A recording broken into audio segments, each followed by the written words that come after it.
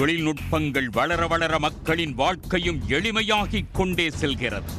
பொருட்கள் வாங்குவது முதல் திருமண வரன் பார்ப்பது வரை அனைத்தையும் மக்கள் ஆன்லைனிலேயே முடித்து விடுகின்றனர். அப்படி தங்களது குழந்தைகளுக்கு பெற்றோர்கள் ஆன்லைனில் கல்வி கட்டணம் செலுத்துவதை குறிவைத்து கும்பல் ஒன்று மோசடி வேலையை அரங்கேற்றி உள்ளது. உத்தராகண்ட் மாநிலத்தில் உள்ள பிரபலமான தனியார் பள்ளிகள் ஸ்கூல் பேட் என்னும் செயலியை பயன்படுத்தி வருகின்றன. இதுபோன்ற செயலிகள் மூலம் மாணவர்கள் தகவல்கள், பள்ளியின் தகவல்கள், மாணவருக்கு கட்ட வேண்டிய கல்வி கட்டணம் என அனைத்து தகவல்களையும் பெற்றோர்களால் தெரிந்து கொள்ள முடியும்.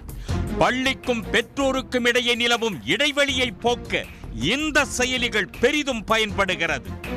இந்த செயலியில் இருந்து பெற்றோர்களுக்கு கடந்த சில நாட்களுக்கு முன் ஒரு குறுஞ்செய்தி வந்துள்ளது.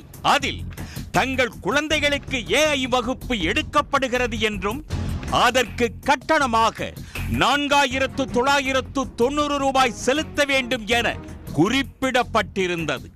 இந்த கட்டணத்தை கட்ட லிங்க் ஒன்றும் அதில் இணைக்கப்பட்டிருந்தது.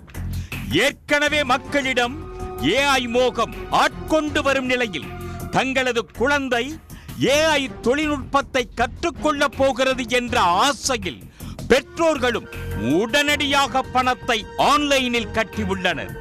ஆனால் இது தொடர்பாக குழந்தைகளிடம் கேட்டபோது AI வகுப்பு ஒன்றும் நடைபெறவில்லை என தெரிவித்துள்ளனர். இதனால் சந்தேகமடைந்த பெற்றோர்கள் பள்ளிகளுக்கு தொடர்பு கொண்டு கேட்டபோதுதான் மோசடி அனைத்தும் அம்பலமானது.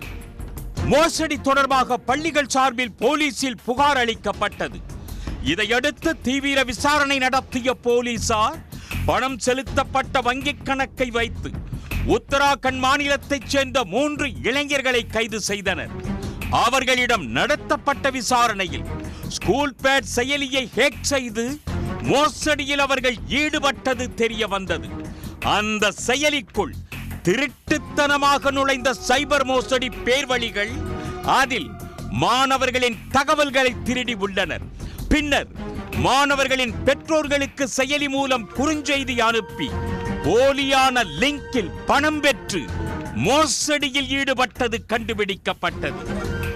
இந்த மோசடியை அவர்கள் 1000க்கும் மேற்பட்ட பெற்றோர்களிடம் அரங்கேற்றி கோடிக்கணக்கில் பணம் பார்த்ததும் விசாரணையில் தெரிய வந்துள்ளது.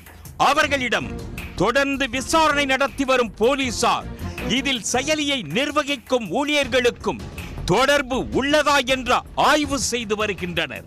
உடனுக்குடன் செய்திகளை தெரிந்து கொள்ள சன் நியூஸ் பெல் ஐகானை கிளிக் பண்ணுங்க.